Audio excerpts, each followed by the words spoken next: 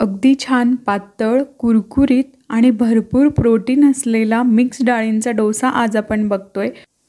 अगदी दुपारी जरी वाटलं की आपल्याला संध्याकाळी डोसा खायचा आहे, तरीसुद्धा तुम्ही दुपारी सर्व डाळी भिजत घालून संध्याकाळी त्याचे डोसे बनवू शकतात. 7 ते 8 तास भिजत घालण्याची किंवा 7 ते 8 तास फर्मेंटेशन करण्याची सुद्धा गरज नाही आहे. फक्त 3 तास डाळी भिजत घालून असे छान कुरकुरीत प्रोटीनयुक्त डोसे तयार होतात. मिक्स डाळींच्या बॅटरचे तुम्ही छान कुरकुरीत त्याचबरोबर सॉफ्ट डोसेसुद्धा बनवू शकतात. चला तर रेसिपीला सुरुवात करूया. नमस्कार, वृषालीज किचनमध्ये तुम्हा सर्वांचे खूप खूप स्वागत आहे. तर इथे मी एक बाउल घेतलेला आहे. त्यामध्ये आपल्याला 1 वाटी तांदूळ घ्यायचे आहेत, अर्धी वाटी उडीद डाळ घ्यायची आहे, अर्धी वाटी मूग डाळ घ्यायची आहे, पाव वाटी मसूरची डाळ घ्यायची आहे, तसेच अर्धी वाटी चणा डाळ घ्यायची आहे. डाळींचं प्रमाण तुमच्या आवडीनुसार कमी जास्त करू शकतात. सर्व डाळी आपल्याला मिक्स करून 2 ते 3 वेळा स्वच्छ पाण्याने धुवून घ्यायच्या आहेत.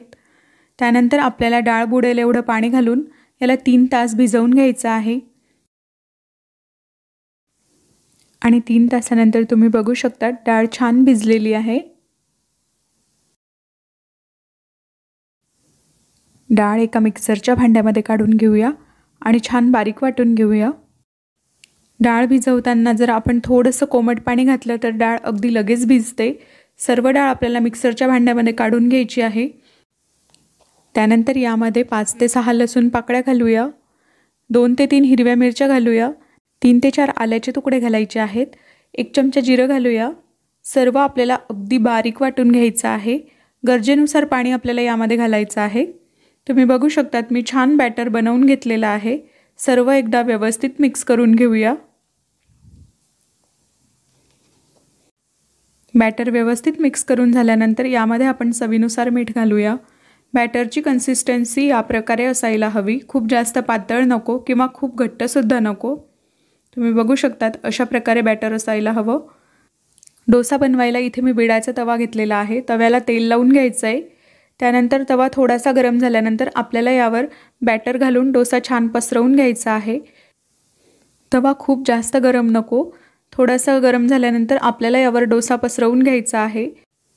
डोसा पसरवून झाल्यानंतर आपल्याला याच्या कडेने आणि मध्ये थोडंसं तेल घालून घ्यायचं आहे आणि डोसा आपल्याला असाच होऊ द्यायचा आहे.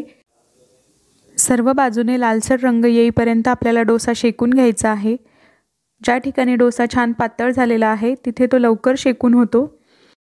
डोसा पूर्ण शेकून झाल्यानंतर तव्यापासून आपोआप वेगळा होतो, अगदी पटकन निघतो आणि इथे छान कुरकुरीत असा डोसा तयार झालेला आहे. बाकी डोसेसुद्धा आपण अशाच प्रकारे बनवून घेणार आहोत. तव्याचं तापमान खूप जास्त असेल तर त्यावर थोडंसं पाणी घालून आपल्याला तव्याचं तापमान कमी करून घ्यायचं आहे. मिक्स डाळींच्या कुरकुरीत डोशांप्रमाणेच तुम्ही याचे सॉफ्ट डोसेसुद्धा बनवू शकतात. सॉफ्ट डोसे बनवण्यासाठी डोसा पसरवून झाल्यानंतर डोसा आपल्याला लालसर रंगाचा होईल तोपर्यंत न शेकता थोड्या वेळासाठी शेकून त्याला लगेच पलटवून घ्यायचं आहे. छान सॉफ्ट डोसे तयार होतात आणि चवीलासुद्धा छान लागतात. तुम्ही जर वेट लॉस डाएट करत असाल तर सकाळच्या नाश्त्यामध्ये त्याचबरोबर रात्रीच्या जेवणामध्ये तुम्ही हे डोसे बनवू शकतात. भरपूर प्रोटीनसुद्धा मिळतं आणि पोटसुद्धा भरलेलं राहतं. आणि इथे दुसरा डोसासुद्धा खूप छान तयार झालेला आहे. तर आता आपले इथे मिक्स डाळींचे मस्त कुरकुरीत आणि पातळ असे डोसे तयार झालेले आहेत. तुम्ही बघू शकतात किती छान कुरकुरीत झालेला आहे डोसा. आजची रेसिपी आवडली असेल तर व्हिडिओला लाईक, कमेंट आणि जास्तीत जास्त शेअर करा. त्याचबरोबर असेच नवनवीन व्हिडिओज बघण्यासाठी वृषालीज किचन चॅनलला सबस्क्राईब करा. परत पुन्हा भेटूया अशाच एका नवीन रेसिपीसह. तोपर्यंत बाय बाय.